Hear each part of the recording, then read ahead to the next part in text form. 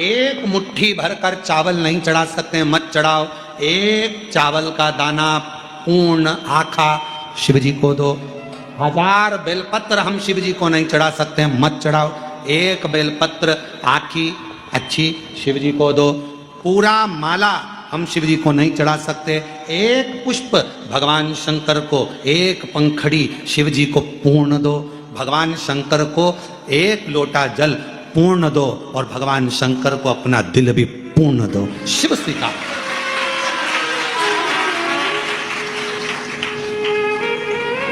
पूर्णता में दी। क्यों करना किसी की बराबरी? उसने गाड़ी ली तो हमको गाड़ी लेना, उसने महल बनाया तो हमको महल बनाना, उसने पर्दे लगाए तो हमको पर्दे लगाना,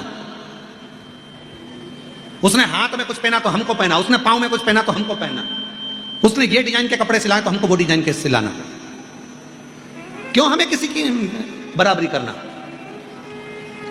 शिव महापुराण की कथा कभी किसी व्यक्ति को बराबरी करना नहीं सिखाती। क्यों? क्योंकि मेरे शंकर भगवान कहते हैं बराबरी करेगा तो उसके बराबर में ही रहेगा। तू मुझे एक लोटा जल चढ़ा रहा है, मैं तुझे उन्नति पर लेकर जाना चाहता और तू बराबरी कर रहा। मेरे शंकर भगवान की कथा बराबरी करना नहीं सिखाती। मेरे शिव महापुराण की कथा कभी बराबरी करना नहीं सिखाती, क्योंकि बराबरी केवल बराबर तक लाएगी। उसने गाड़ी खरीदी, तुमने गाड़ी खरीदी। उसने पर्दा लगाया, तुमने पर्दा लगाया। उसने चश्मा लगाया, तुमने चश्मा लगाया। हमको याद है, अगर हमारे पूर्व के मित्र अगर कथा सुन रहे होंगे तो एक बार हमारे एक मित्र थे, उसकी शादी थी और हम नाम नहीं लेंगे उसका, उसकी शादी थी और उसके यहाँ पर 3 लड़कियों की शादी एक साथ थी, 3 दूल्हे एक साथ आए। तो हमने हमारे उस समय पर हमने उससे कहा, क्यों रे तेरी शादी हो रही है, तू घोड़ी पे चश्मा लगा के बैठा काले कलर का, तो क्या वो भी तो लगाया है साड़ू भाई? हमने देखा तो उसका साड़ू भाई चश्मा लगा कर बैठा। फिर हमने दूसरे से पूछा कि तू क्यों लगाया, तो क्या वो उसने भी तो लगाया हमारा साड़ू भाई। तो उससे पूछा कि तू चश्मा क्यों लगाया, तो उसने कहा भाई अभी कुछ दिन पहले मैं यहाँ आ रहा था बारात लेकर, उसके 3 दिन पहले मांडा मतलब मंडप में, मांडा में हमारा फूफा जी बांस लगा रहा था और वो ऐसे छाजन कर रहा था, ऊपर से एक बांस गिर गया, हमारी आंख में लग गया, तो दुल्हन देखेगी तो क्या कहेगी, इसलिए मैंने काला चश्मा लगा लिया। और बाकी के उसको देख के क्यों लगाए?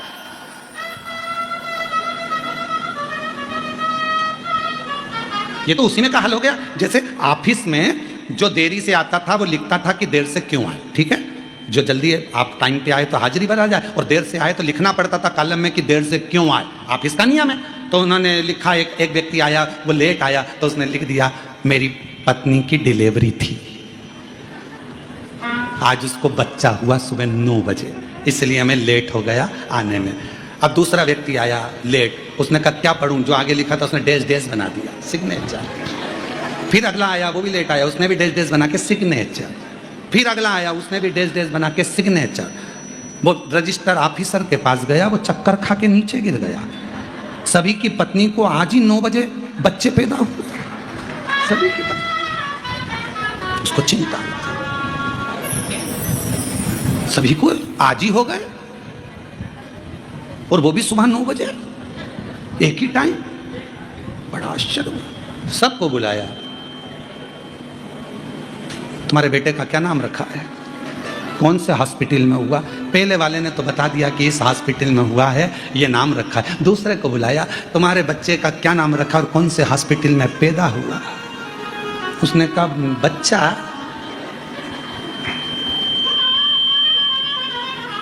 कहा कल तुम्हारी पत्नी को लेकर आना। पत्नी को लेकर आया कि तुम्हारे को कल सुबह 9 बजे बच्चा हुआ है, तुम्हारे पति ने लिखा है कि 9 बजे मेरी पत्नी को बच्चा। अब पत्नी अपने पति की गिरबान पकड़ के घर ले गई। धोबी कम कपड़ा धोता है। कौन है, कहां रहती है, जबी क्यों तुम्हारा दिल घर में क्यों नहीं लगता? आज समझ में आया। पति चक्कर खा गया, हुआ कैसे? सर मैंने ऐसा तो नहीं लिखा। तो कहा तुमने डैश बनाया, ऊपर वाले ने जो लिखा तुमने उसी पे कामा लगा के सिग्नेचर करे, नीचे वाले ने भी कामा लगा के सिग्नेचर करे, हम पढ़ नहीं पाए, तो तुम अपना लिखो ना। आपका जीवन क्या है, आप कितने क्वालिटीवान हो, आप में क्या दिया है परमात्मा ने, वो प्रस्तुत करो। दुनिया के कालम में मत चलो। बराबरी ना करो, अपना वजूद दिखाइए। मैं डॉक्टर बन सकता हूं मतलब बनोगे, मैं कलेक्टर बन सकता हूं मतलब बनोगे, मैं इंजीनियर बन सकता हूं मतलब बनोगे। अपना पढ़ाई, अपनी विद्या धन, अपना मेहनत, अपना कर्म, अपनी खुद की पहचान बनता है। बराबरी मत करिए। उसने चूड़ी बनवाई, मैंने बनवाई, उसने पर्दा लगाया, मैंने पर्दा लगाया, उसने गाड़ी ली, मैंने गाड़ी ली, उसने बंगला बनाया, मैंने बंगला बनाया। शंकर को, भगवान को, शिव जी को अगर एक लोटा जल चढ़ाते हो तो बराबरी मत करना, क्योंकि शंकर भगवान तुम्हें किसी की बराबरी में नहीं, शंकर भगवान बराबरी से ऊपर ले जाना चाहता है, उन्नति पर बढ़ाना चाहता है। और आगे तुम्हारी मर्जी है, तुम बराबरी में रहना चाहो तो बात दूसरी है।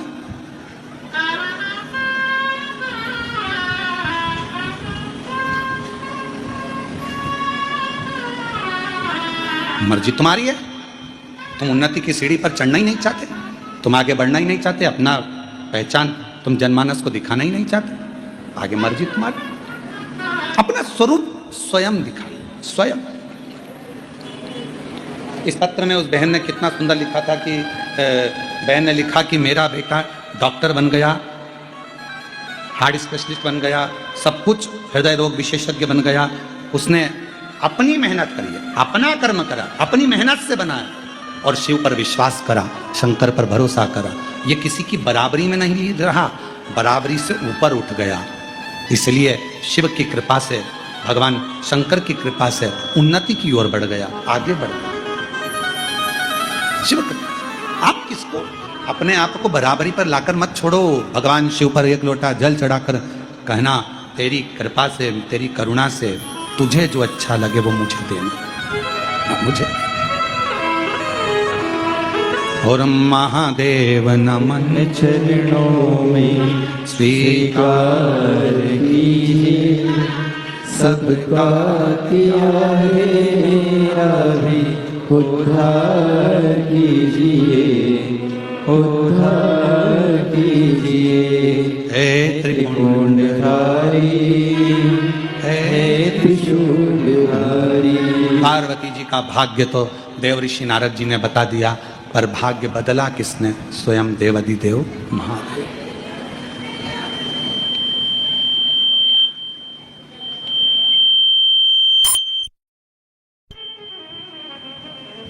भाग्य बदला किसने? स्वयं भगवान शंकर, स्वयं भगवान शिव। शंकर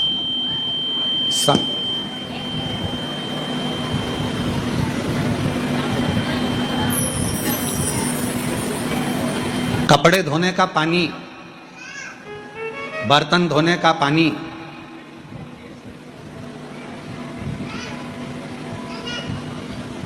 पानी है।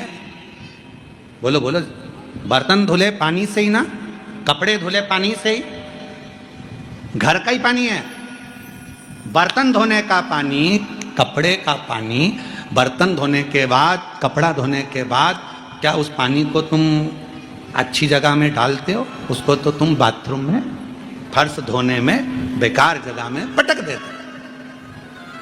पानी वही है जिसमें कपड़ा धोया, पानी वही है जिसमें बर्तन धोए, और पानी वही है जिसको तुमने भगवान को निलाया। पानी तो पानी है। नल में आया था वही पानी से भगवान निलाए, नल में आया था वही पानी से कपड़ा धोया, नल में आया था वही पानी से बर्तन धोए।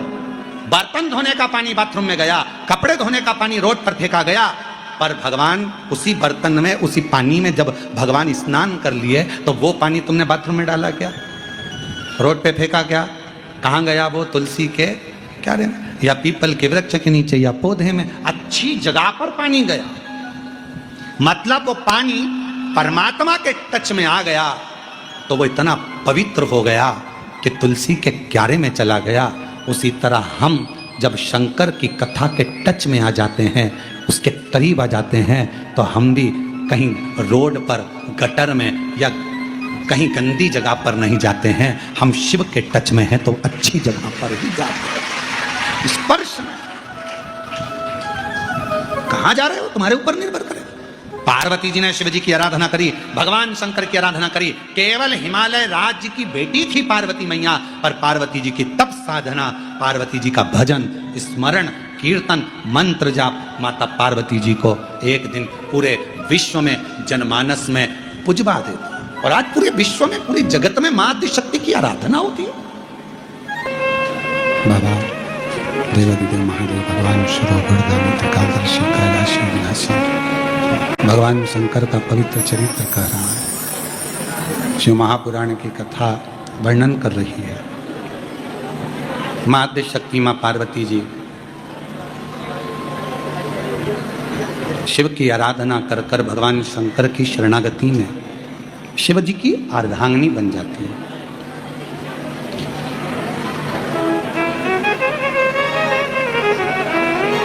शिव जी के करीब में कई लोग कहते हैं कि शंकर जी पे हम जल चढ़ाते हैं तो वो जल इतना तेजवान हो जाता है कि शरीर के रोग मिटा देता है, ताप मिटा देता है, कष्ट मिटा देता है।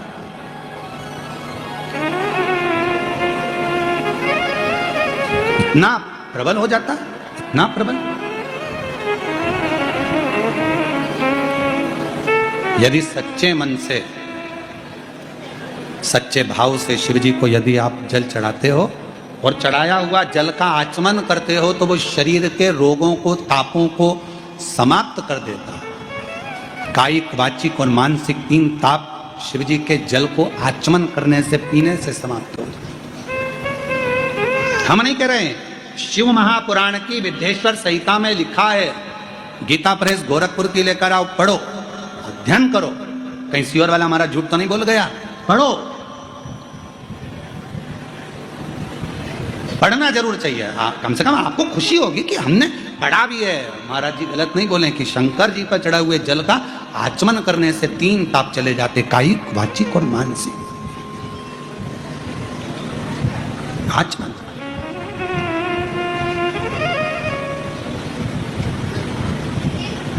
श्री शिवाय नमस्तुभ्यम बोलने वाले के, मुख का दर्शन करने वाले के सारे पाप समाप्त हो जाते हैं। ये शिव पुराण की विद्येश्वर संहिता में। एक अक्षत का दाना शिव पर चढ़ाने का फल क्या है, ये शिव महापुराण में लिखा है। बेलपत्र का फल क्या है, ये शिव महापुराण में लिखा है। पंचामृत आदि सारी वस्तुएं शंकर जी को चढ़ाने का फल क्या है, ये शिव महापुराण में लिखा है। कितना फल,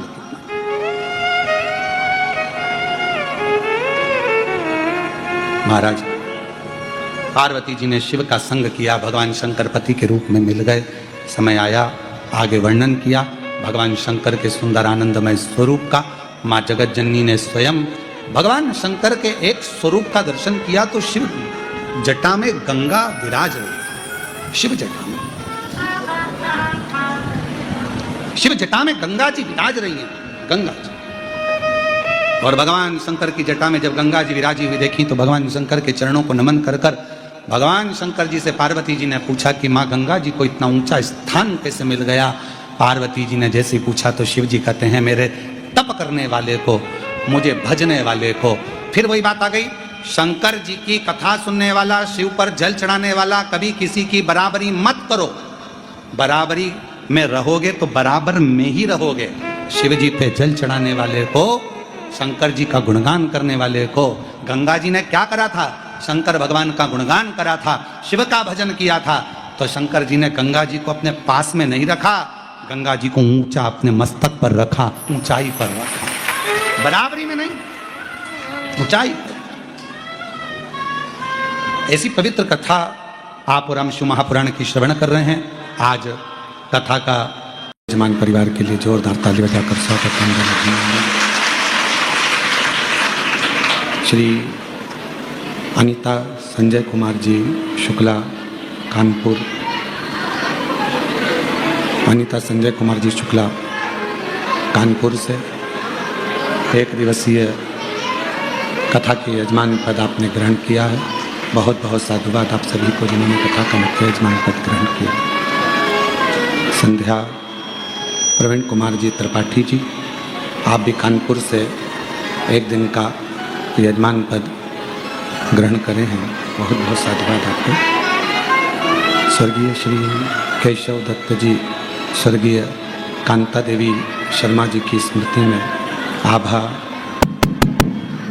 सुनील शर्मा जी द्वारा इंदौर 1 दिवसीय शिव महापुराण कथा के मुख्य यजमान पद आपने ग्रहण किया है। स्वर्गीय दिनेश कुमार मिश्रा जी की स्मृति में अमेठी एक दिन का मुख्य यजमान पद आपने ग्रहण किया। एक बार जोरदार ताली बजाकर उनके लिए साधुवाद बधाइयाँ। बाबा कुबरेश्वर महादेव की यह पवित्र भूमि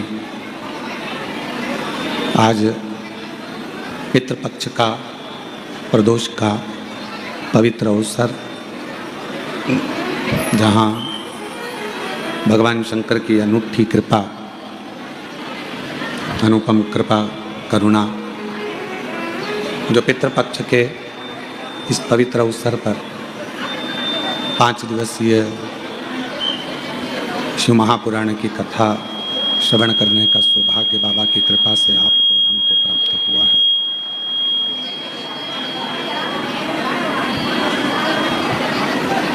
आज पितृपक्ष की प्रदोष की तिथि है और पितृपक्ष के ये बक्से चल रहे हैं कि नहीं चल रहा, तुम आओ आशीष, तुम सुनो पहले। पितृपक्ष के प्रदोष की तिथियां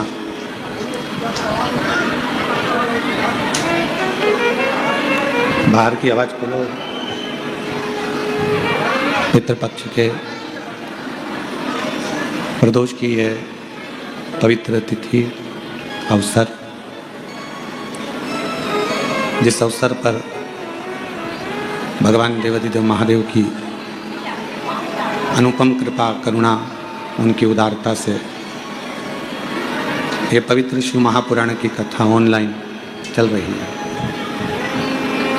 आप सभी बहुत पुण्यभागी हैं, किस्मत वाले हैं, जो अपने अपने पूर्वजों को पार लगाने के लिए पितृपक्ष में यहाँ कथा को श्रवण करने के लिए करते हैं। और तेरी कृपा एक भी श्वास तेरी कृपा से करूं, बखान क्या करूं मैं, लाखों के ढेर का चपटी होत में खजाना कुबेर का, हे गंगाधर मुक्ति द्वार ओमकार तू, भोले ओमकार तू, आयो शरण तेरी शंभु तार शिव पुराण कथा कहती है, भगवान शंकर का ये पवित्र चरित्र कहता है, आज के ज़माने में जगत दुनिया केवल शरीर में आग लगाने वाले को ढूंढ रही है। घर में एक बेटा हो जाए जो शरीर में अंत समय में हमें अग्नि दे दे, आग लगा दे। हमारे घर में कोई एक ऐसा बेटा हो जाए जो हमारे अंत समय में हमें पिंड दे दे।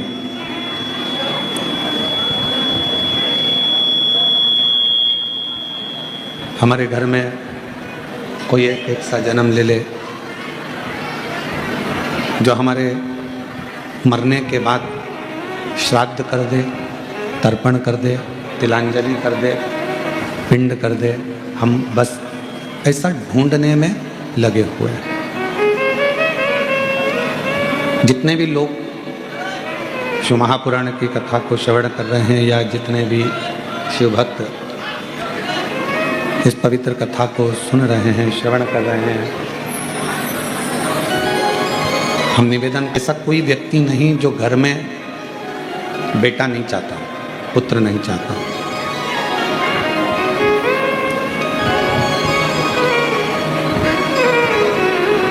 ऐसा कोई व्यक्ति ही नहीं है जो घर में पुत्र की कामना नहीं करता हो, बेटे की कामना नहीं करता हो, पुत्र की कामना नहीं करता हो, बेटे की कामना नहीं करता हो, पुत्र नहीं चाहता हो।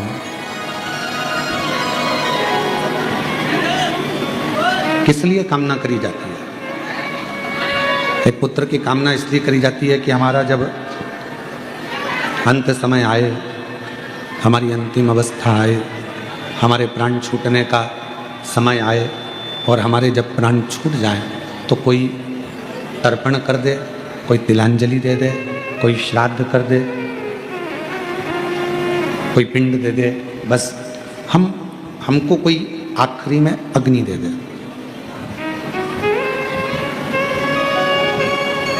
मतलब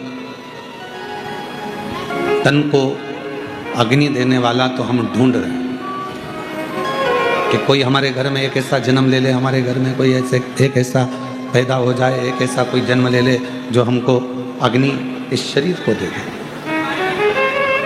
पर शिव महापुराण की कथा कुछ और कहती है। डीले कम करके प्लेन करो।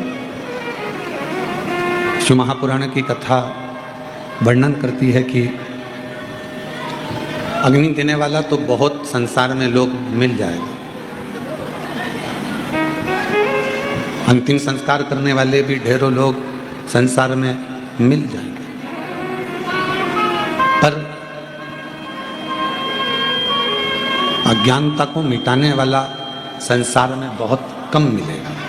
इसलिए परमात्मा से, ओगरदानी से, त्रिकालदर्शी से, कैलाशी से, अविनाशी से, शिवजी से प्रार्थना करना कि हमारे घर में अगर कोई जन्म ले तो ऐसा ले जो अज्ञानता को मिटाकर ज्ञान की राह को प्रशस्त कर दे, हमारा मार्ग सुलभ कर दे।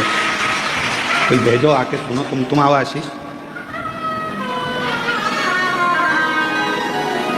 इधर इधर,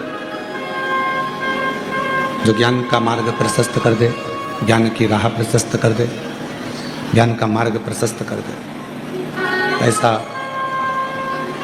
कोई हमारे परिवार में, हमारे कुटुंब में, हमारे घर में जन्म। और यदि हमको ऐसा ना मिले, डीले कम कर दो, प्लेन कर दो, डीले कम कर दो, यदि हमको हमारे घर में भी अगर ऐसा कोई जन्म नहीं ले तो फिर प्रयास करो कि शिव कृपा से, भगवान शंकर की करुणा से, दया से, उनकी उदारता से कोई आपको और हमको ऐसा मिल जाए।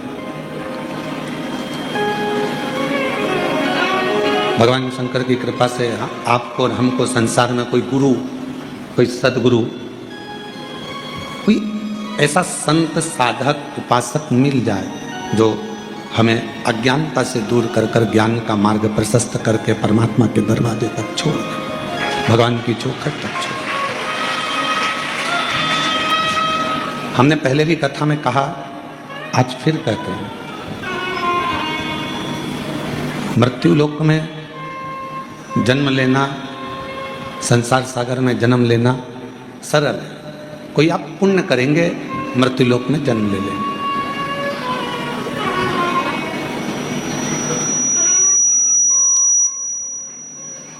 भगवत भजन करेंगे, स्मरण करेंगे, मृत्यु लोक में जन्म ले लेंगे। इस मृत्यु सागर में आपका जन्म हो जाएगा। मृत्यु लोक में जन्म लेना सरल है, मृत्यु लोक में पैदा हो जाना, जन्म लेना सरल है, पर मृत्यु लोक में जन्म लेकर कुछ ऐसा कर्म कर देना कि तुम्हारे जाने के बाद भी दुनिया के लोग तुम्हें याद करें, तुम्हारे जाने के बाद भी दुनिया के लोग प्रभु का स्मरण करें। ये संसार में जन्म लेना सरल है, पर जन्म लेने के बाद भगवत भजन करना, भगवान की भक्ति करना, भगवत स्मरण करना, भगवत नाम लेना, भगवत कीर्तन करना, ये बहुत कठिन है, बहुत कठिन। और मैंने तेरे ही भरोसे बाबा, तेरे ही भरोसे हवा उड़ती जागी बाबा, डोर है तो छड़ी नाम कटी जागी। भोले मैं तेरी भगत, शंभो मैं तेरी भगत, हवा पीछे उड़ती जागी बाबा, डोर है तो छड़ी नाम कटी जावांगी। तो मृत्यु लोक में जन्म लेना सरल है, पर मृत्यु लोक में जन्म लेकर भगवान का भजन, भगवान का स्मरण, भगवान की भक्ति, भगवत नाम ये जपना कठिन है, बहुत कठिन।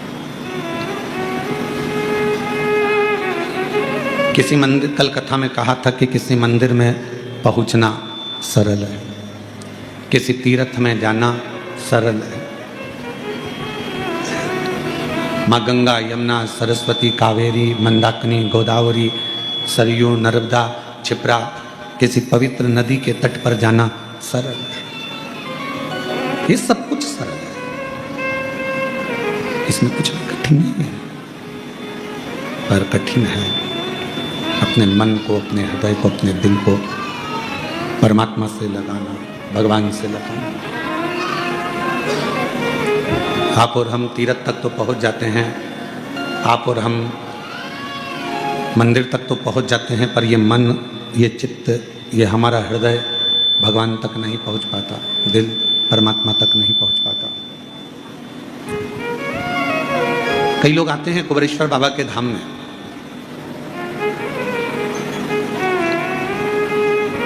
झोली पसारते हैं, प्रार्थना करते हैं, विनय करते हैं, निवेदन करते हैं, विनती कर कर बाबा से खूब मांगते हैं और बाबा से मांग कर चले भी जाते हैं।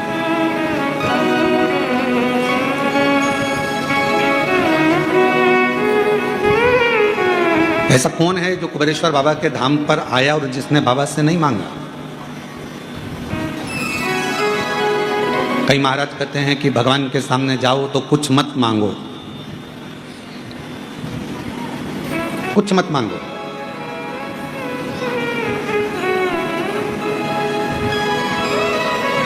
पर एक माँ और एक बाप, एक पिता और एक माँ ऐसी होती है जो अपने बच्चे को ये चाहती है कि मेरा बच्चा, तुम खुद अंदाजा लगाओ, प्रयास करो, प्रैक्टिकल करके देखो। पूरा की पूरा पैसा ले जाकर तुम अपनी पत्नी को दो और पत्नी से कहना कि तू इस पैसे से पूरे घर को चलाना, ठीक है? प्रैक्टिकल करना। माँ बाप क्या कहेंगे कि हम बहू से लेकर क्यों चलाएं, हम बेटे से लेकर क्यों चलाएं, हम दूसरे से लेकर क्यों चलाएं? माँ बाप कहेंगे कि हम घर चलाएं और हमारे बेटा और बहू हमसे कहें, हमसे मांगे, हमसे लें, हम दें उनको, हम प्रदान करें उनको, हम दें उनको। और जब हम, तो कथा कह रही है, शिव महापुराण का चरित्र कह रहा है। कई लोग कहते हैं कि भगवान से कुछ मत मांगो, शिव महापुराण की कथा कहती है दूसरे से मत मांगो, अपने बाप से जरूर मांगो।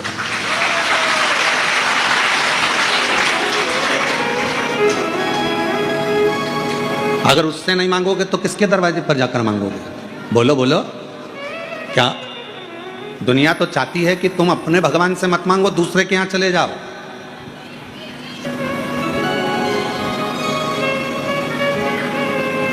दुनिया तो चाहती है कि आप गुरुवार भूल जाओ, शुक्रवार याद रखो। दुनिया तो चाहती है कि शनिवार भूल जाओ, रविवार याद रखो। पर शिव महापुराण की कथा कहती है कि आप मांग रहे हो अपने पिता से, आप मांग रहे हो अपने बाबुल से, आप मांग रहे हो अपने भगवान से, किसी दूसरे के दरवाजे पर जाकर नहीं। आप किसी दूसरे के दरवाजे पर थोड़ी ना जा रहे हो, आप किसी के दूसरे की चौखट पर क्यों ना जा रहे हो? आप किसी के दरवाजे पर थोड़ी ना पहुंच रहे हो, तो खुद के दरवाजे पर पहुंच रहे हो। आप स्वयं अपने परमात्मा के पास पहुंच रहे हो,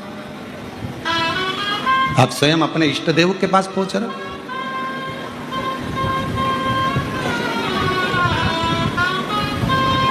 और हम उसके आश्रित होकर, हम उसके आश्रितता में उससे जाकर मांग रहे हैं। किसी दूसरे से मांगने का हम, फिर निवेदन है आप परमात्मा से, अपने परमात्मा से जाकर कहो, परमात्मा से विनती करो, अपने परमात्मा से विनय करो, अपने परमात्मा से निवेदन करो। दूसरे के दरवाजे पर जाकर नहीं कहिए, दूसरे से जाकर नहीं बोले।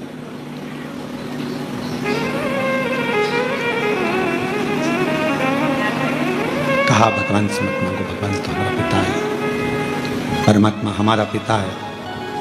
और जब हम परमात्मा के पास जाएं, फिर निवेदन है आप कुबेरेश्वर धाम पर कभी भी आना, कुबेरेश्वर धाम की भूमि पर कभी भी पहुंचना, आप उसको अपना बाप मान लो तो आना, और अगर बाप ना मानो तो बिल्कुल मत आओ, मत तो मत आओ।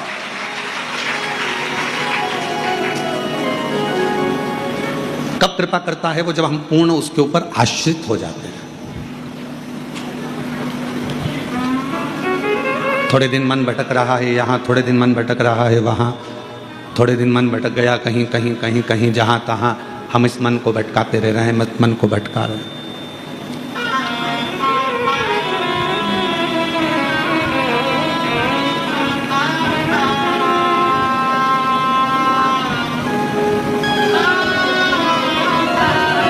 कल किसी एक व्यक्ति ने पूछा, गुरुजी हमें अपनी गाड़ी की स्पीड कितनी रखना चाहिए?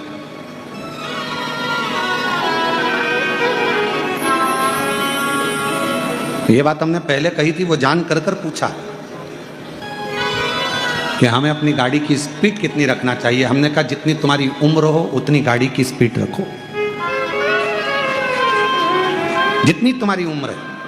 18 साल के हो तो 18 स्पीड रखो, 50 साल के हो तो 50 स्पीड रखो, और 60 साल के हो तो 60, 80 साल के 90 तुम्हारी जितनी स्पीड हो उतनी स्पीड आप रखिए। आपकी जितनी उम्र हो आप उतनी स्पीड रखो, जितनी आपकी उम्र उतनी आपकी स्पीड। बच्चे कहें कि हमें गाड़ी कितनी स्पीड में चलाना है, कोई बुजुर्ग कहे हमें गाड़ी कितनी स्पीड में चलाना है, कोई कहे हमें गाड़ी कितनी स्पीड में चलाना है, तो जितनी स्पीड आपकी हो उतनी स्पीड में आप गाड़ी चलाओ। शंभु रे बाबा।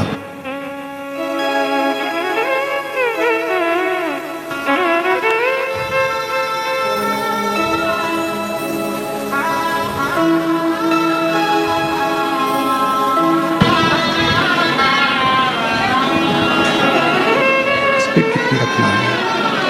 जितनी उम्र हो, जितनी आपकी उम्र हो उतनी स्पीड रखिए। 18 साल के हो तो 18 की स्पीड में गाड़ी चलाओ, 20 साल के हो तो 20 की स्पीड में गाड़ी चलाओ, 50 साल के हो तो 50 की स्पीड में गाड़ी चलाओ, और यदि तुम 80 साल के हो 80 की स्पीड। भाई तुम कितने साल की हो? हाँ 72 की, तो तुम 72 की गाड़ी चला सकते हो।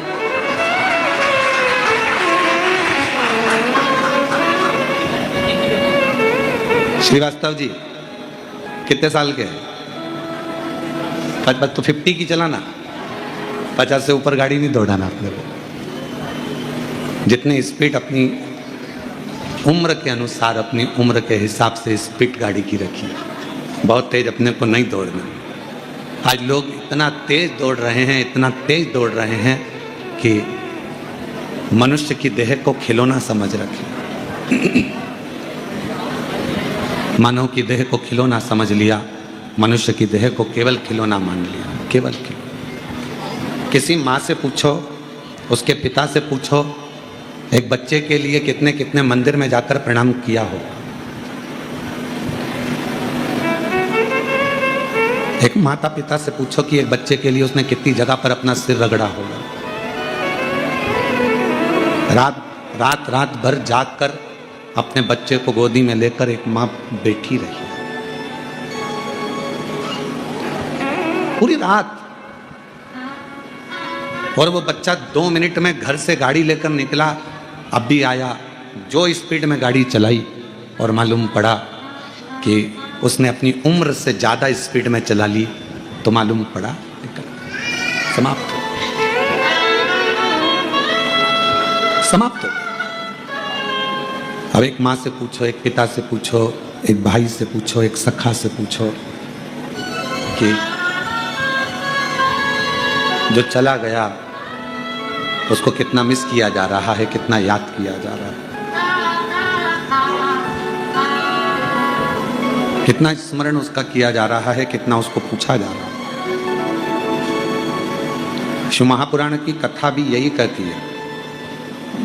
बचपन जवानी, अधेड़ी, बुढ़ापा, 4 अवस्था परमात्मा ने दी है और वो चारों अवस्था किसी ना किसी रूप में परमात्मा के भजन के लिए दी, अपना कर्म करने के लिए। कर्म भी करो, भजन भी करो। कोई तुमसे कहे कि अपना घर छोड़ दो, परिवार छोड़ दो, कुटुंब छोड़ दो, नाते छोड़ दो, रिश्ते छोड़ दो, नौकरी छोड़ दो, सर्विस छोड़ दो, बिल्कुल मत छोड़ना। कह देना सीवर वाले महाराज ने मना करा है, ना घर छोड़ूंगा, ना व्यापार छोड़ूंगा, ना नौकरी छोड़ूंगा, ना परिवार छोड़ूंगा, ना मैं कोई बाबा बनूंगा, ना मैं कोई जोगी सन्यासी बनूंगा, ना मैं तपस्वी बनूंगा। मैं तो घर में रहकर मुख से एक बार श्री शिवाय नमस्तुभ्यम कहकर परमात्मा का हो जाऊंगा और परमात्मा मेरा। मैं भगवान का और भगवान मेरा।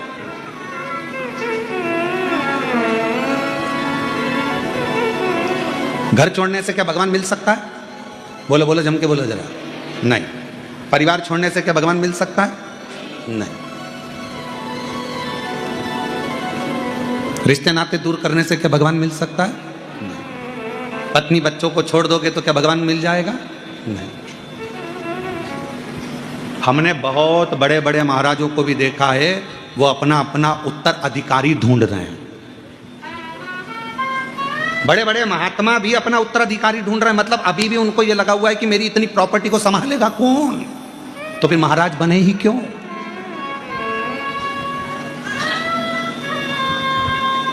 हमारे जाने के बाद ये प्रॉपर्टी कौन संभालेगा, हमारे जाने के बाद ये कौन संभालेगा, कौन देखेगा? तो हर जब तुम संत बन गए, साधु बन गए, तपस्वी बन गए, सन्यासी बन गए, तो फिर उत्तराधिकारी क्यों? क्यों तुम? जब तुम आए संसार में तो तुमको ही नहीं मालूम था कि तुमने क्या बनाया है, साथ किसने दिया? उस परमात्मा। तो फिर वो उत्तराधिकारी भी वही ढूंढेगा। एक दिन ऐसा आएगा कि किसी ना किसी को लाकर फिर बिठा देगा जो उसके अधिकारी होगा, जो उस जगह का अधिकारी है, जो परमात्मा को जानता हो, समझता हो, साधता हो, परमात्मा की भक्ति में जो डूबा रहे, धन में नहीं, वैभव में नहीं, संपदाओं में नहीं, जो परमात्मा की भक्ति में।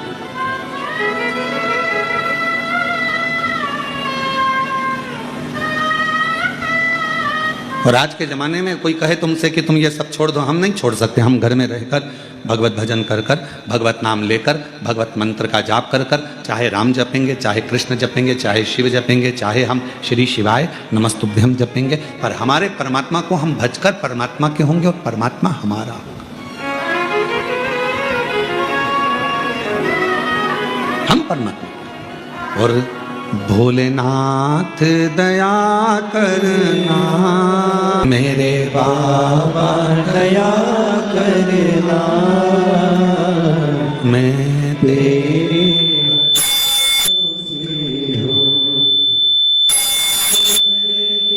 भरोसे हो, ना परिवार के भरोसे हो, भरोसे हो, ना परिवार के भरोसे हो, मेरे बाबा दया करना, मैं तेरे भरोसे हूँ, मेरे बाबा दया करना, मैं तेरे भरोसे हो। हम उसके आश्रित होकर, उसको अपना बनाकर, अपन उसके होकर अपने जीवन को सार्थक बनाएंगे।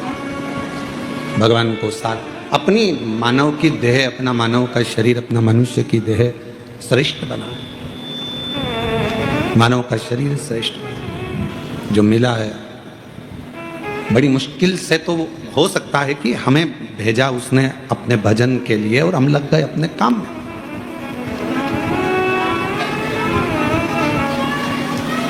हम मानते हैं कि घर संभालो, परिवार संभालो, कुटुंब संभालो, रिश्ते संभालो, नाते संभालो, सब कुछ संभालो, पर साथ में उस परमात्मा का भजन भी बहुत जरूरी है। उस परमात्मा का स्मरण भी बहुत जरूरी है। मंत्र जाप भी बहुत जरूरी है, कीर्तन भी बहुत जरूरी है, स्मरण भी बहुत जरूरी है, भगवत भजन भी बहुत जरूरी है। थोड़ा सा ज़्यादा नहीं, बस थोड़ा सा भजन, थोड़ा सा स्मरण, थोड़ी सी भक्ति, थोड़ा सा नाम जाप, थोड़ा सा कीर्तन, बहुत। कभी इस व्यासपीठ ने ये नहीं कहा कि 24 घंटे आप भगवान के मंदिर में बैठो। इस व्यासपीठ ने कभी ये नहीं कहा कि तुम 2-4 घंटे भगवान के मंदिर में जाकर बैठो। इस व्यासपीठ ने केवल इतना कहा कि एक लोटा जल सारी समस्या का हल। लोटे में जब तक जल रहे उतनी देर मंदिर में रहो और वापस निकल लो। बहुत है। झाड़ू लगाया, पोछा लगाया, हाथ धोए, बाबा को जल चढ़ाया, पूजन करी, उतनी देर बाद फिर अपने घर की ओर, अपने गंतव्य की ओर, अपने घर की ओर चल दो। फिर अपने को नहीं लगना, फिर अपने को नहीं लगना। उतनी देर बाद भगवान की भक्ति मंदिर में गई, बाकी के समय पर अपने घरों में चल दीजिए, चल दो फिर अपन। ये व्यासपीठ कभी नहीं बोली शंभो शंभो। ये व्यासपीठ कभी नहीं बोली कि आप 2 घंटा, 4 घंटा, 6 घंटा, 8 घंटा, 10 घंटा मंदिर में दो। आप तो उतना दो जितना आपका दिल करे। बहुत।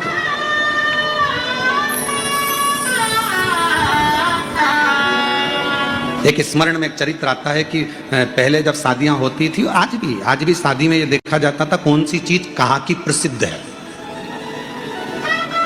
अब तुम्हारे उधर ऐसा होता है कि नहीं होता? हमारे इधर तो बहुत ही, मध्य प्रदेश में जरा मालवा क्षेत्र में, हमारे क्षेत्र में होता है। क्यों साहब, बैंड बाजा कहाँ का लाना है छोरे की शादी में? लड़के की शादी है, बैंड कहाँ का करना है? कहा साहब वहाँ का बैंड बड़ा प्रसिद्ध है, अपन तो वहाँ का कर लाएंगे। चलो ठीक है। हलवाई, कैटरिंग, भोजन कहाँ का अच्छा है? कहा साहब वहाँ का भोजन अच्छा है, वहाँ का हलवाई अच्छा है, तो अपन वहाँ का हलवाई लाएंगे। ठीक है। लाइट सिर पे लेके चलते हैं, लाइट कहाँ की अच्छी? तो कहा साहब वो उधर की लाइट अच्छी है। आप जितने बैठे हो ना, तुम्हारे भी गांव का कुछ ना कुछ अच्छा है।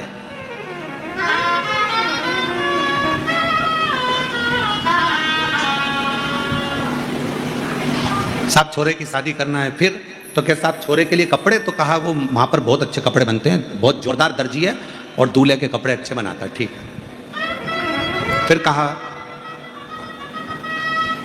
घोड़ी जिस पे दूल्हा बैठेगा, घोड़ी वो कहाँ की अच्छी है? तो कहा साहब वहाँ की घोड़ी जोरदार है, बहुत जोरदार घोड़ी है, एकदम बढ़िया नाचे कूदे और अच्छी चले।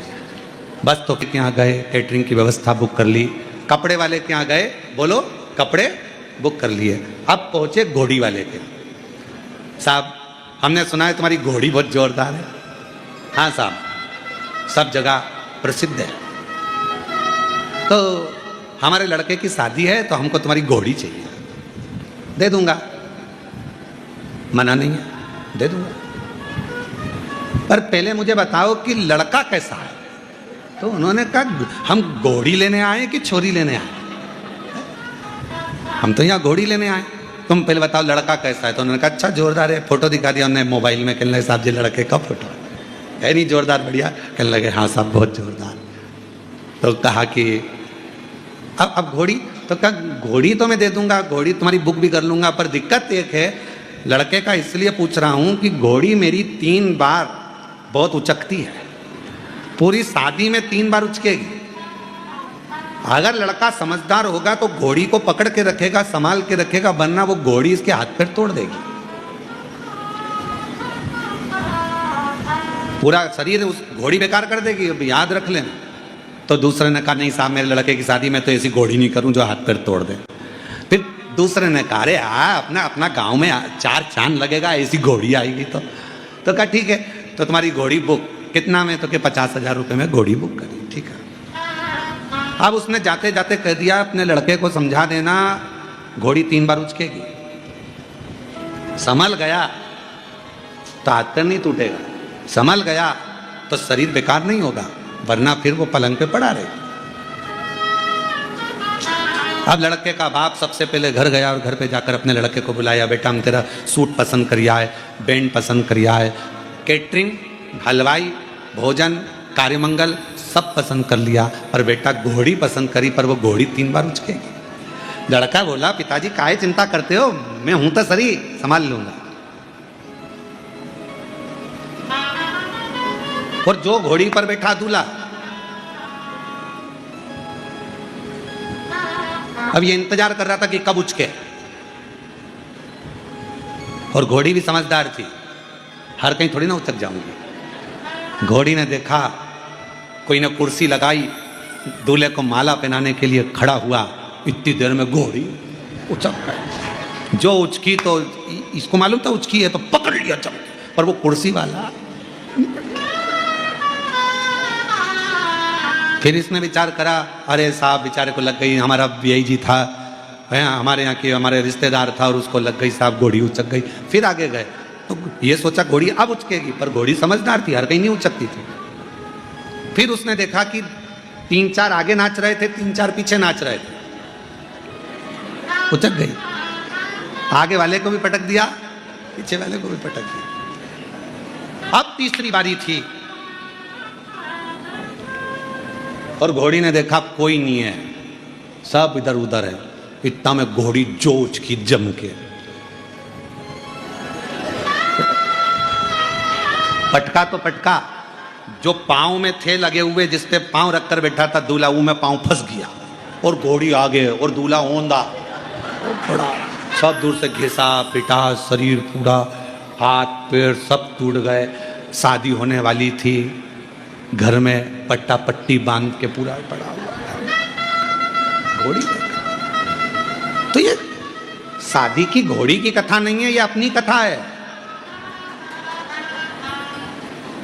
बचपन, जवानी और अधेड़ी उचकेगी, काम, आसक्ति, तृष्णा, लोभ, वासना, अहंकार आएगा।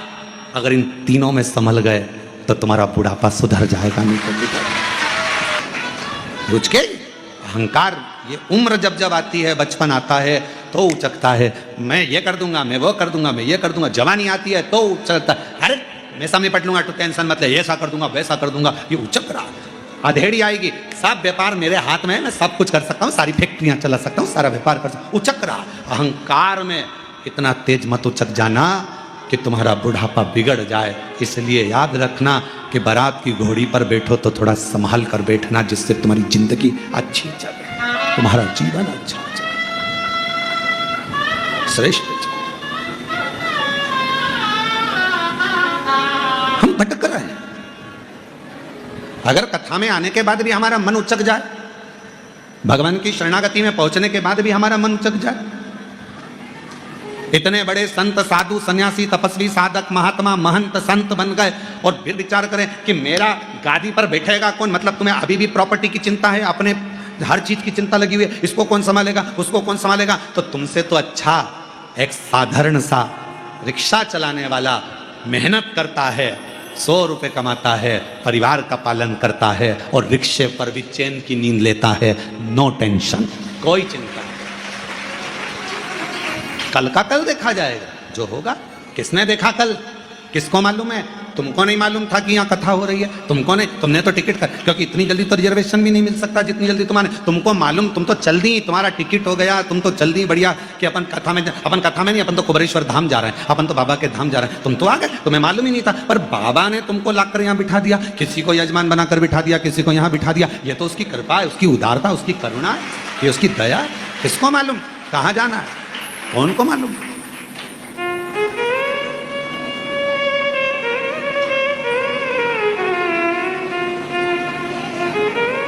और मेरे बाबा मैं तेरे भरोसे हूँ, मेरे बाबा दया करना, मैं तेरे भरोसे हूँ, नांगर के भरोसे हूँ, ना परिवार के भरोसे हूँ, ना घर के भरोसे हूँ, ना परिवार के भरोसे हूँ। भोले बाबा दया करना, मैं तेरे भरोसे हूँ, मेरे बाबा बाबा दया करना, मैं तेरे भरोसे हूँ। आएगा समय, बचपन, जवानी, अधेड़ी, ये सब आएगा और हम अहंकार में, काम में, आसक्ति में, लोभ में, तृष्णा में, वासना में, हर एक में हम बहुत उचकेंगे, बहुत उचकेंगे। पर संभलना आपको और हमको है, साधना आपको और हमको है। और जब आप और हम संभलें, साधें, तो फिर हमारा बाकी का जो जीवन है वो श्रेष्ठ निकल सकता है। बाकी का जीवन, उस जीवन को हम श्रेष्ठ बना सकते हैं। कथा कह रही है, भगवान शिव का पवित्र चरित्र कह रहा।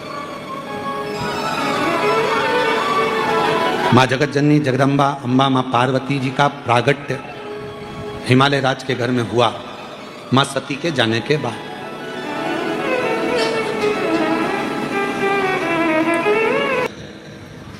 और शरीर छूटने के बाद माँ सती पहले तो एक कोयल का जन्म लेती हैं, फिर एक माँ पार्वती का जन्म लेती हैं।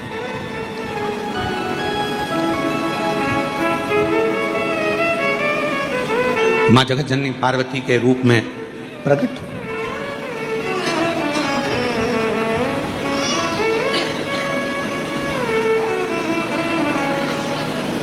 एक व्यक्ति ने एक प्रश्न किया कि गुरुजी,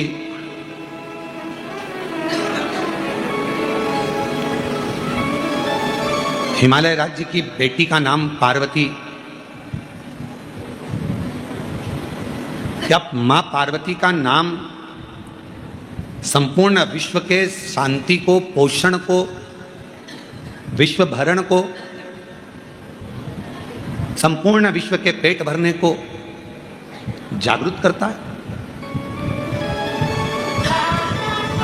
यदि हम देवी भागवत पढ़ें और देवी भागवत का स्मरण करें या शिव महापुराण की कथा का स्मरण करें तो केवल माँ पार्वती का नाम, गौरी शंकर, गौरा पार्वती, भगवान देवादिदेव महादेव के साथ जब हम माँ पार्वती के नाम का उच्चारण करते हैं, केवल माँ पार्वती के नाम का उच्चारण, तो आप महसूस करेंगे कि आपके अंदर एक अलग से ऊर्जा, एक अलग से बल आपके शरीर में आ रहा है।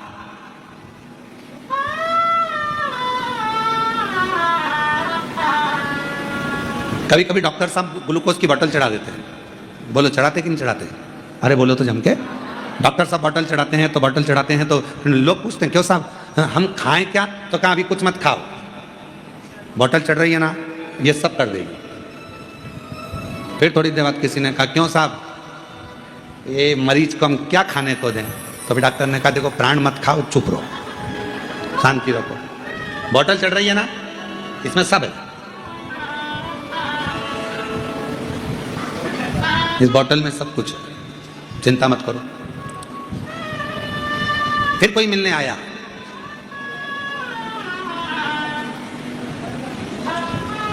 क्यों डॉक्टर साहब 6 घंटा हो गया ना पड़ा, कुछ तो खाने का देना चाहिए ना? डॉक्टर साहब बोले तू खा ले, पर इसको हम बोले ना ये पानी, जो बोतल चढ़ रही है इससे सब कुछ मिल रहा है, सब कुछ।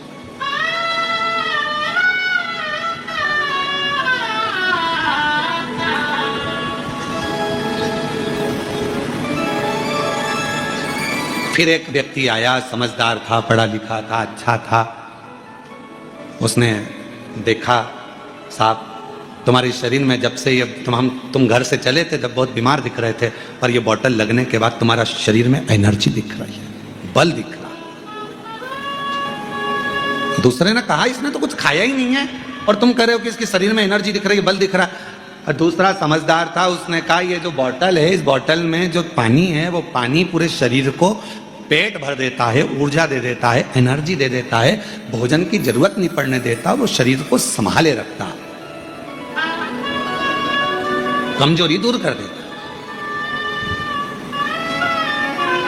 और यही है भगवान शंकर ने देखा जब पूरा विश्व भूख से बिलख रहा था, अन्न नहीं था, पूरी पृथ्वी के अन्न को पृथ्वी ने अंदर समाहित कर लिया था। समाहित। शिव जी ने कहा, शंकर भगवान को लगा, भगवान शंकर के मन में आया, शिव जी के मन में आया, भगवान शंकर को लगा कि ये संसार के लोग भूखे मर जाएंगे, प्राण छूट जाएगा, शरीर चला जाएगा इनका। कौन इनको जपेगा, क्या होगा? वो शब्द गर्जना कर दिया कि तुम्हारी जो अर्धांगिनी है पार्वती, अगर संसार के लोग केवल मां पार्वती का स्मरण करेंगे तो उनको कुछ भी, अगर भोजन को भी ना मिले तो उनके शरीर में ऊर्जा बनी रहेगी, उनका प्राण नहीं छूटेगा। मां पार्वती स्वयं अन्नपूर्णे सदा पूर्णे शंकर प्राणवल्लभ, भगवान शिव की प्रियता, आनंदता, भगवान शंकर की प्रसन्नता, भगवान शिव की एक आनंदता।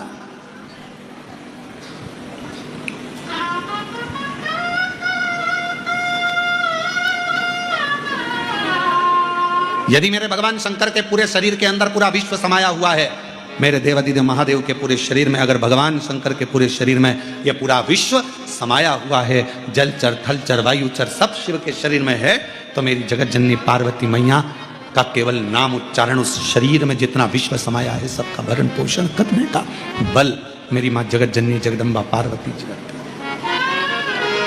पार्वती का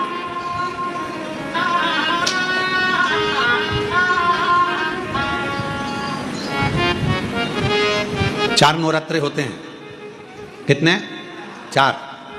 2 नवरात्रे गुप्त होते हैं, 2 नवरात्रे तुम्हारे सामने आते हैं, एक चैत्रीय एक शरदीय। ये श्राद्ध विराम हो जाएगा, फिर नवरात्रे प्रारंभ हो जाएंगे, शरदीय नवरात्रे प्रारंभ। क्यों भैया? कभी किसी ने पूछा कि 4 नवरात्रे होते हैं?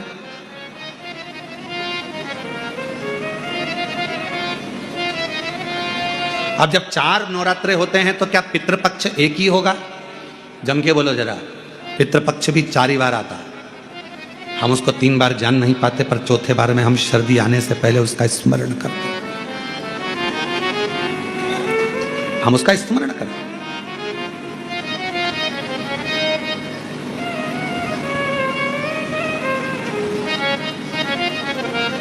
क्या केवल 4 नवरात्रे क्यों? मां जगत जननी की आराधना 4 बार 4 नवरात्रे के रूप में क्यों होती है? हमारा बचपन, हमारी जवानी, हमारी अधेड़ी और हमारा बुढ़ापा, 4 अवस्था में यह नवरात्रे की जो साधना होती है, नवरात्रे में जो आराधना होती है, जो नवरात्रे में मां आद्य शक्ति दुर्गा भवानी मां पार्वती की पूजन होती है, मां गोरा के रूप में, चंद्रघंटा के रूप में, स्कंद के रूप में, कुष्मांडा के रूप में, मां कात्यायनी के रूप में, मां कालरात्रि के रूप में, जब हम मां आद्य शक्ति की आराधना करते हैं तो वो नवरात्रे हमारे शरीर को एक ऊर्जा देते हैं, एक एनर्जी देते हैं, एक बल देते हैं।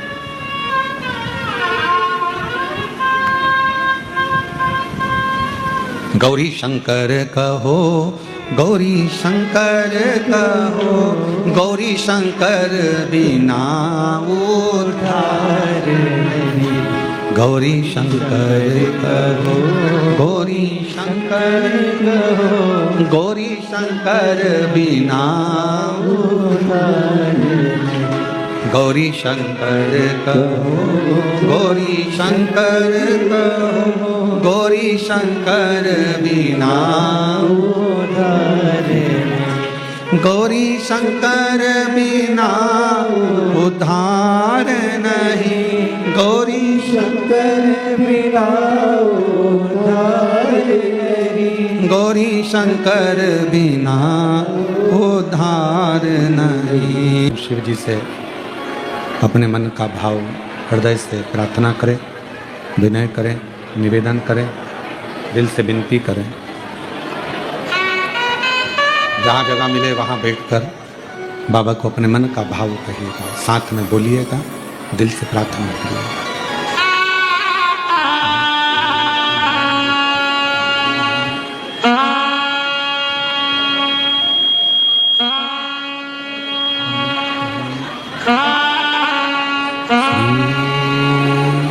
शिवाय नमस्तु श्री शिवाय नमस्तुभ्यं श्री शिवाय नमस्तुभ्यं श्री शिवाय नमस्तुभ्यं श्री शिवाय नमस्तुभ्यं भोला सब दुख काटो हमारा ओ भोला सब दुख काटो हमारा शिव शंकर जप तेरी माला भोले बाबा जप तेरी माला भोला सब दुख काटो हमारा ओ भोला सब दुख काटो हमारा वेश है मंगल मंगलकारी देश है मंगल मंगलकारी शमशान वासी हमारा शमशान वासी हमारा ओ भोला सब दुख काटो हमारा ओ भोला सब दुख काटो हमारा।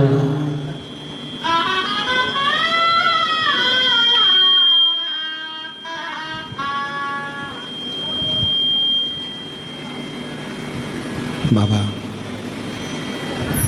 देवादिदेव महादेव भगवान शिव ओगरदानी त्रिकालदर्शी कैलाशी विनाशी भगवान शंकर की पवित्र कथा कह रही है, वर्णन कर रही है, शिव तत्व कह रहा है। पवित्र कथा भगवान शंकर की वर्णन कर रही है। शिव पर आश्रित माँ पार्वती जी का स्वयं का नाम, माँ शक्ति दुर्गा भवानी जगदम्बा जगत जननी माँ अम्बे का नाम जगत का भरण पोषण करने का काम कर।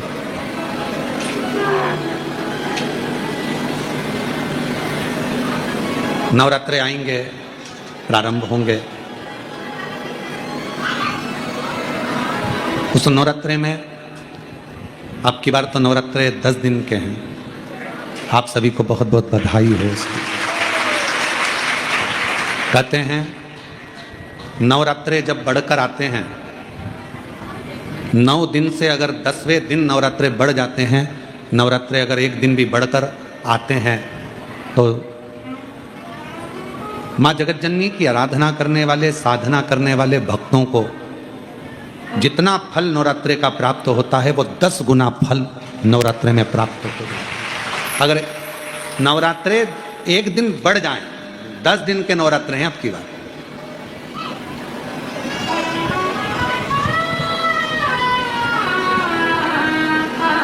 जो शरदी नवरात्रे इस वर्ष प्रारंभ हो रहे हैं वो 10 दिन के हैं, बढ़कर आ रहा है।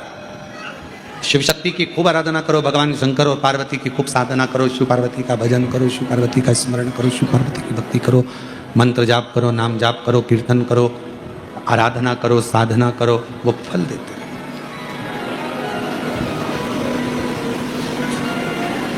आराधना साधना माँ अम्बा जगदम्बा की शिव के साथ। माँ पार्वती जी का जो जन्म हिमालय राज की नगरी में हुआ है,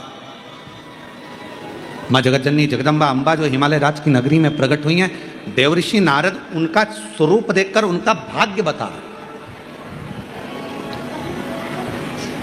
और फिर निवेदन करूं आप सभी को, जितने आस्था चैनल पर कथा सुन रहे हैं, आज प्रदोष के दिन ऑनलाइन कथा का रसतत्व ग्रहण कर रहे हैं, अपने घरों में, अपनी दुकानों में, व्यापारों में, नौकरी में, कहीं पर गाड़ी में बैठकर, या कथा के पंडाल में बाबा कुबेरेश्वर बाबा की इस पवित्र धरा पर जितने भी कथा का रसतत्व ग्रहण कर रहे हैं, उनसे कहें देवर्षि नारद माँ पार्वती जी का भाग्य बता रहे हैं। और निवेदन करूंगा, दुनिया में भाग्य बताने वाले तो ढेर मिल जाएंगे, पर भाग्य बनाने वाला ढेर नहीं मिल सकता।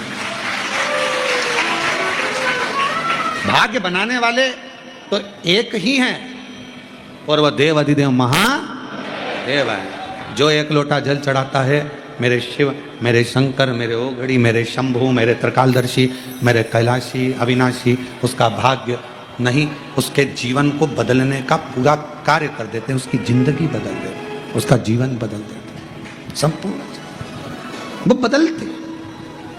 शिवजी भाग्य नहीं बताएंगे पर भाग्य बना देंगे, भाग्य बदल देंगे। और वो देखो यहां है, पत्रों में आया है एक पत्र,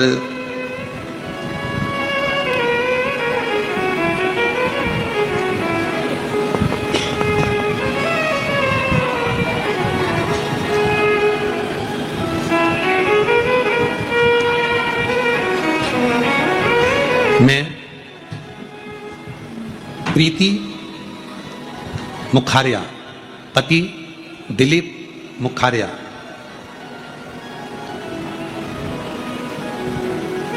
मैं Saint Dennis school road Chanakpuri Sehore की निवासी हूं।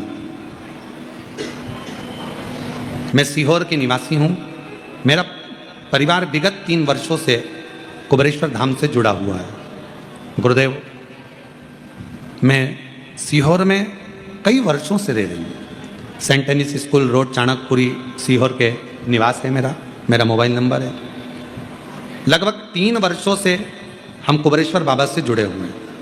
प्रति माह 1 या 2 बार हम कंकर शंकर की पूजन करने के लिए अपने घर से कुबेरेश्वर धाम तक आते हैं। 2 साल से मेरे पति कावड़ यात्रा में शामिल हो रहे हैं। जब भी उनकी आपकी कथा सीहोर अग्रवाल धर्मशाला या कुबेरेश्वर धाम पर होती है, हम जरूर सुनने के लिए आते हैं। बाबा ने हमें इतना दिया कि हम बयान नहीं कर सकते। गुरुदेव, मेरा बेटा डॉक्टर अभी मुखारिया, जो MBBS MD medicine Bhavnagar government college Gujarat से फरवरी 2025 में बाबा कुबेरेश्वर धाम के आशीर्वाद से मेरा बेटा डॉक्टर अभी मुखारिया शिव कृपा से डॉक्टर बना। बाबा की कृपा से डॉक्टर की उपाधि।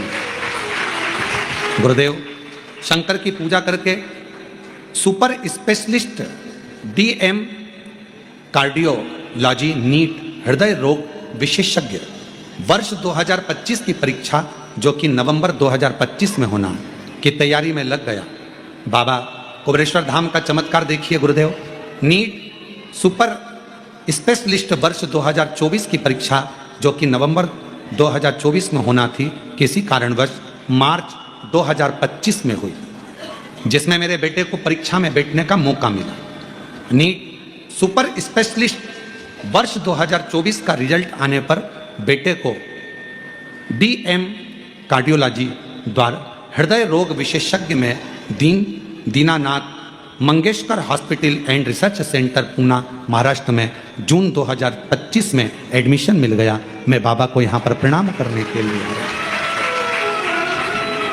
मैं बाबा को यहाँ धन्यवाद देने आई हूँ। एक लाइन आपने बहुत अच्छी लिखी है, तेरी कृपा का क्या है भरोसा, कब किस पर हो जाए, जरा सी हम पर कर दो, जरा सी हम पर कर दो, जिस पर भी हो गई तेरी कृपा करुणा वो भव पार हुआ। मैं प्रीति मुखारिया, पति Shri Dilip Mukharia, Saint Dennis school road Chanakpuri Sehore निवासी में। बहुत सारी बधाई आपको, बहुत। एक बार जोरदार ताली बजाकर बधाई। हो गई तेरी कृपा करुणा वो भव पार हुआ, भव पार हुआ। हृदय रोग का सुपर स्पेशलिस्ट डॉक्टर बनने जा रहा है बेटा। एक बार जोरदार ताली बजाकर। सुपर, ये शिव की कृपा, शंकर की कृपा। गुरुदेव, हम रहते यहीं सीहोर चाणकपुरी में और हर महीने में 1 से 2 बार कुबेरेश्वर धाम आकर बाबा का पूजन करना, कंकर शंकर पूजन करना और कावड़ यात्रा शामिल। ये शिव का। एक पत्र और अच्छा सुंदर है।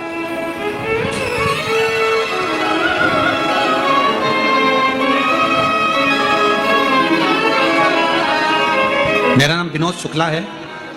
मैं बिहार से बक्सर से विश्वामित्र की नगरी ग्राम कल्याणपुर का रहने वाला हूं। कहीं बैठे हों तो आ सकते हैं पीछे से बेलपत्र लेने के लिए। शिव पुराण की कथा सुनकर आचमन कर कर एक लोटा जल शिव को चढ़ाकर क्या मिलता है गुरुदेव?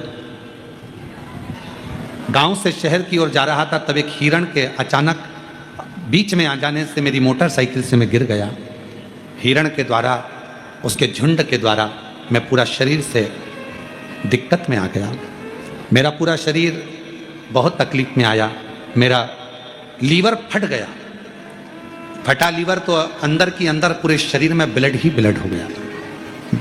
ब्लड इतना ज़्यादा शरीर के अंदर भरा गया कि कुछ ही देर के मेरे प्राण बचे। मुझे बक्सर, पटना और बिहार के जितने बड़े बड़े हॉस्पिटल हैं सब तो लेकर जाया गया, पर सब ने जवाब दे दिया मेरे शरीर ठीक नहीं, कुछ देर का। तब पटना के IIMS में भर्ती किया गया और वहाँ इलाज शुरू हुआ, पर डॉक्टर ने कह दिया कि शरीर बचेगा कि नहीं बचेगा इसकी जवाबदारी नहीं है। गुरुदेव, तभी मेरे परिवार के किसी व्यक्ति ने तुरंत शिव के मंदिर जाकर बाबा शंकर को जल चढ़ाकर उसका जल लाकर मेरे शरीर में लगाया। एक बेलपत्र मेरे सिराने दी, 2 बूंद मेरे होठ पर लगाई। बाबा का मैं क्या गुणगान करूं, ऐसा लग रहा था कि मेरे शरीर में कोई ऊर्जा आई है। और बच्चों द्वारा बेलपत्र लाकर देना, पलंग पर रखना, जल शरीर को लगाना। बाबा ने ऐसी कृपा करी गुरुदेव, डॉक्टर ने तो मना कर दिया था कि शरीर नहीं बचेगा, पर बाबा की कृपा से आज मैं पूर्ण तरह से स्वस्थ हूं और शिव की कृपा से बाबा शंकर शंकर है।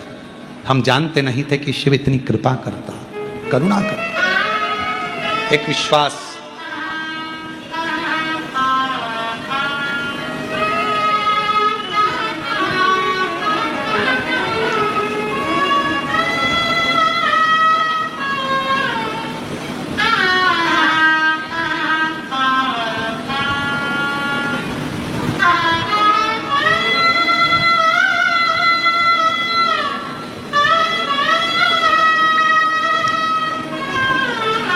शिव की करुणा किसको कहते हैं?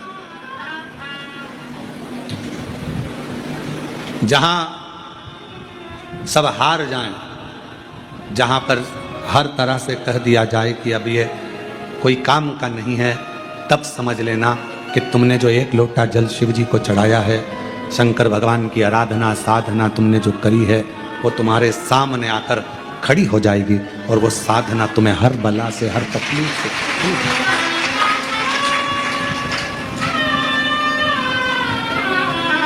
सब दुख दूर,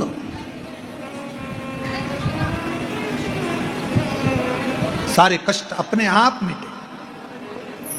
लोग कहते हैं हम कौन से भगवान की आराधना करें कि हमारे घर में लक्ष्मी आ जाए।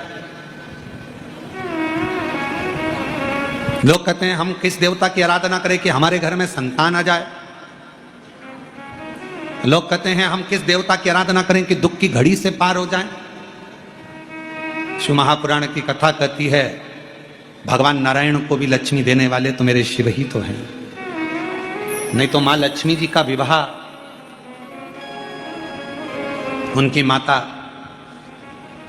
तो भगवान शिव को देना चाहती थी, पर भगवान शंकर ने हाथ जोड़ निवेदन किया कि लक्ष्मी जी नारायण को दीजिए, भगवान विष्णु को दीजिए। नारायण,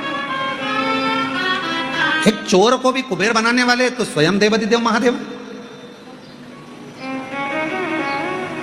तो दुनिया में अगर कोई संपदा दे सकता है, कोई वैभव दे सकता है, कोई लक्ष्मी दे सकता है, तो वो कुबेरेश्वर महादेव ही हो सकता है। जो कुबेर का भी भंडार भर दे, जो कुबेर को भी, एक चोर को भी कुबेर का पद प्रदान कर दे, वो कुबेरेश्वर बाबा ही हो सकता है। फिर कहा संतान तो शिव। जब भगवान कृष्ण आराधना करते हैं भगवान शंकर की गर्गाचार्य बाबा जी के कहने पर 11 दिन तक पार्थिव शिवलिंग का पूजन करते हैं अपनी रानी के साथ में बैठकर, तो एक एक रानी को 11 संतान शिव की कृपा से प्राप्त हो। शिव की कृपा से। तो क्या वो तुम्हें संतान नहीं दे सकते? फिर कहा संकट की घड़ी से कौन निकाल सकता है? तो मार्कंडे बाबा के तो प्राण छूटने का समय था। राजा श्वेत के तो प्राण छूटने का समय था, प्राण जाने वाले थे, संकट की घड़ी थी। शिव को पुकारा, शंकर भगवान ने संकट काट दिया, दुख काट दिया।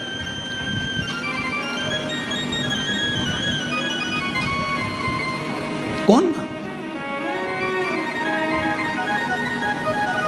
तेरे दरबार की बाबा निराली शान देखी है, तेरे दरबार की बाबा निराली शान देखी है। तुझे देते नहीं देखा पर झोली भरी देखी है, तुझे देते नहीं देखा पर झोली भरी देखी है। मुख दुनिया मोड़ेगी बाबा तू मुख ना मोड़े, मुख दुनिया मोड़ेगी बाबा तू मुख ना मोड़े। मेरी लगी परिधीनो बाबा तू ना मोड़ी, मेरी लगी परिधीनो बाबा तू ना मोड़ी। मुख दुनिया मोड़ेगी बाबा तू मुख ना। भगवान शिव क्या नाम है, भगवान शंकर क्या नाम प्रदान कर, शिव क्या नाम है। आज प्रदोष है पितृपक्ष की,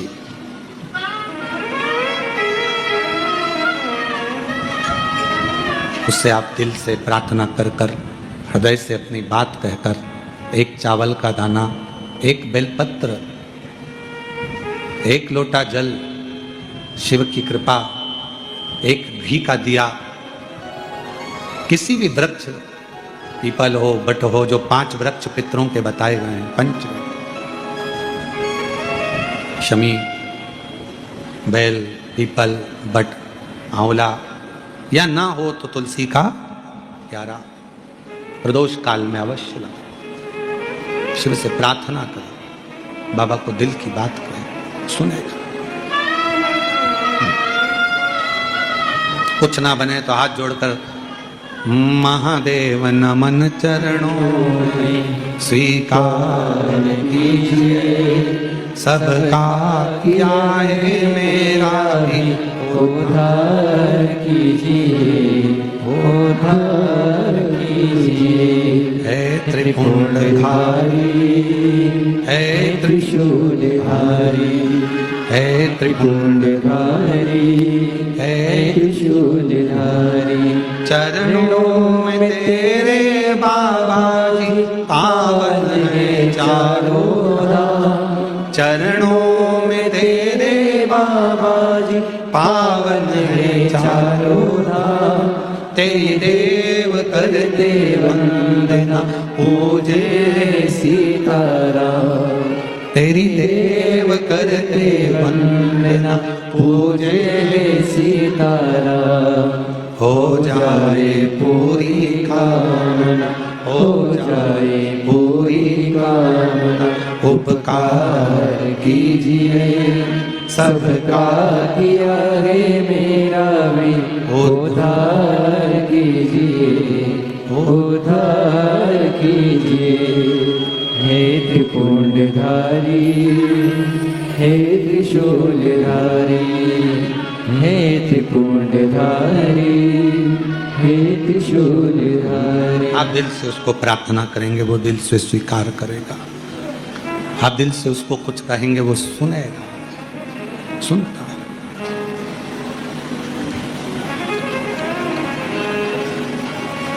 पार्वती मैया का भाग्य देवऋषि नारद बता रहे हैं। देवऋषि नारद, भाग्य बताना कोई भी मिल जाएगा आपको, आपका भाग्य बता देगा, कोई भी बता देगा।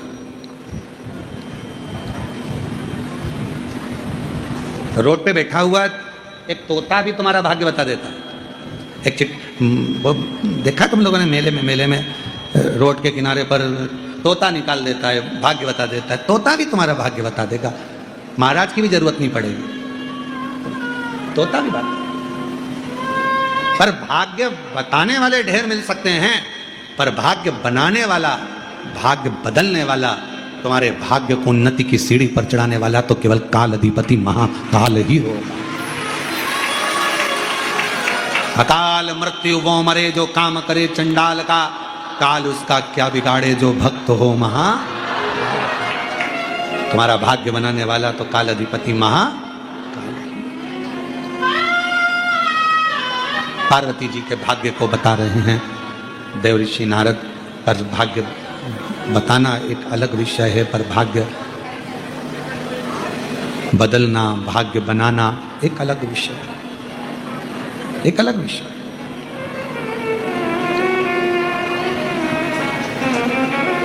कह दिया नारद जी ने कि इनको जो मिलेगी, इनको जो पति मिलेंगे, भस्मी रमाने वाले, जटाजूट बांधने वाला, नग्न वेशधारी, ऐसा पति इनको प्राप्त हो।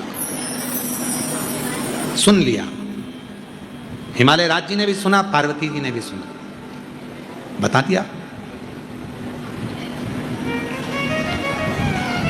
फिर एक बात कह दी हिमालय राज जी ने कि अगर ये सारे अवगुण किसी में हो और उसमें एक गुण हो तो वो सारे अवगुणों को दबा देता है, वो देव अधिदेव महादेव, भगवान शिव, भगवान शंकर, भगवान त्रिकालदर्शी, भगवान कैलाशी, अविनाशी, भगवान शंकर एक ऐसे हैं कि ये सारे अवगुणों को दबा देते। अवगुण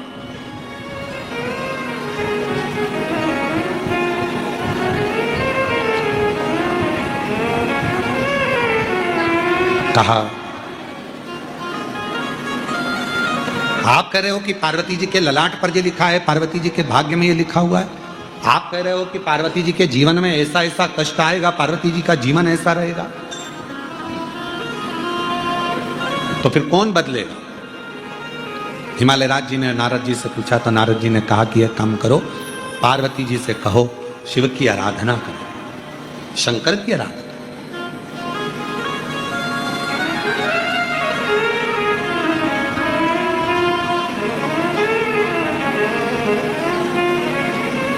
शंकर की आराधना, हाँ। महाराज नारद जी ने तो उपदेश दिया, ज्ञान दिया, लेना तो पार्वती जी के हाथ में है कि जो कहा गया उसको माने। शिव जी की आराधना करे मां पार्वती जी, शंकर भगवान की साधना करे मां पार्वती जी, ये माने।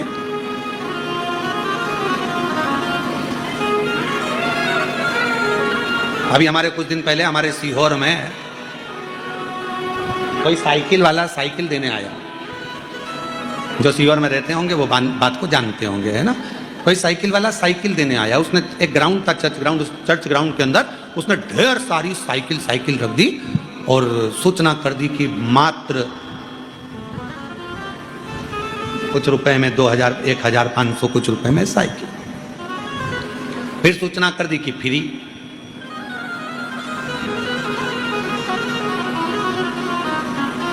साइकिल की दुकान जितनी थी सीहोर में, फ्री में साइकिल मिली तो लोग इकट्ठे हो गए। और अगर वही फ्री में मेरे देव अधिदेव महादेव का अगर कहीं छावनी में, कस्बा में, गंज में और पूरे सीहोर में कहीं भगवान की अगर भजन संध्या हो रही हो तो कोई आएगा? 10 बजे तक माइक पे चिल्लाते रहेंगे, इतने बड़े गायक कलाकार आए हैं, इनने ये सीढ़ियां निकाली, ये गायन कराए, और आज हमारे यहाँ कस्बा में, मंडी में, छावनी में, गंज में उनकी भजन संध्या होगी। पूरे सीहोर में अनाउंसमेंट होता है, तुम्हारे पूरे नगर में अनाउंसमेंट होता है, तो भी गिने चुने लोग उस भजन संध्या में पहुंच पाते। तो विचार करिएगा जरा, समझिएगा जरा।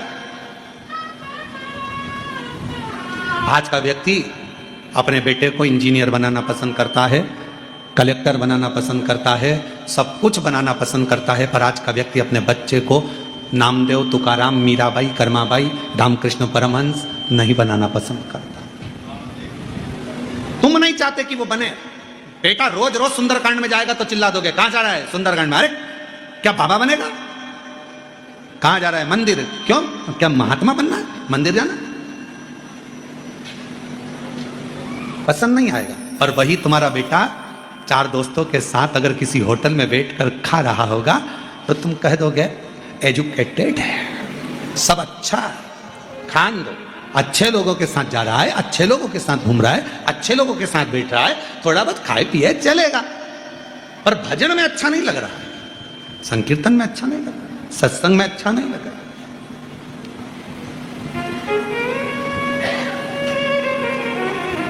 बहुत कठिन है महाराज, भगवान की भक्ति का पथ बहुत कठिन है, बहुत कठिन, बहुत कठिन। एक बार हम कहीं गए थे, हमें याद है, हम स्थान नहीं बोलेंगे, बस आप समझ जाना, जो कथा सुन रहे होंगे तो वो समझ जाएंगे, ठीक है। एक बार हम कहीं गए और गए तो उन्होंने कहा कि गुरुजी ये हमारे उन्होंने एक माला खूंटी पर रखी थी, एक ऐसी लकड़ी की एक दीवार में ठुकी हुई थी खूंटी, उस पर माला टंगी हुई थी। तो उन्होंने कहा गुरुजी ये हमारी पिताजी की माला है, इसी से वो जपते थे। हमने हमारे पिताजी की माला, छड़ी, चश्मा इनको रखा, पर हमने कभी इनको हाथ नहीं लगाया, आज तक रखे, आज तक पिताजी की माला रखी, हमने हाथ नहीं लगाई। हमने कहा पिताजी के माल को, अरे गुरुजी वो तो हम 4 भाई थे, सबने बांट लिया, वो माल कहां गया? तो कहा वो तो कहीं ने प्रॉपर्टी में, किसी ने दुकान में, किसी ने किसी में, किसी ने किसी में, सबने लगा दिया। पिताजी की माला को आज तक हाथ नहीं लगाया, दादी की माला को आज तक हाथ नहीं लगाया, माल छूने में देरी नहीं करी। निवेदन है, पितृपक्ष की कथा चल रही है, दादा दादी के माल को अगर तुम हाथ लगाते हो तो तुम्हारा एक फर्ज बनता है कि अपने पूर्वजों को प्रणाम भी करते रहो, तर्पण पिंड भी करते रहो और उनके निमित्त कुछ सत्कर्म भी करते रहो। करते। फिर किसी ने कहा गुरुजी हम हमारे पूर्वजों को क्यों प्रणाम करें, हम हमारे पितरों को क्यों प्रणाम करें, हम हमारे पूर्वजों को क्यों नमन करें? हमारे पूर्वजों ने ना तो हमको झोपड़ा दिया, ना हमको महल दिया, हमारे पूर्वजों ने ना तो हमको कुछ दिया, तो हम हमारे पूर्वजों को क्यों प्रणाम करें? मेरा निवेदन है, तुम्हारे पूर्वजों ने तुम्हारे को जन्म तो दिया, तुमको जन्म तो दिया, झोपड़ा नहीं दिया, महल नहीं दिया, पर जन्म तो दिया। यह मानव का शरीर तुम्हारे पूर्वजों से प्राप्त हुआ है, और अगर पूर्वजों से प्राप्त हुआ है, ये शरीर तुमको मिला है, ये तुम्हें प्राप्त हुआ है, तो इस शरीर से उनको धन्यवाद देते रहा करो कि आपकी कृपा से ये पूरा शरीर मिला, पूरा शरीर, अधूरा नहीं।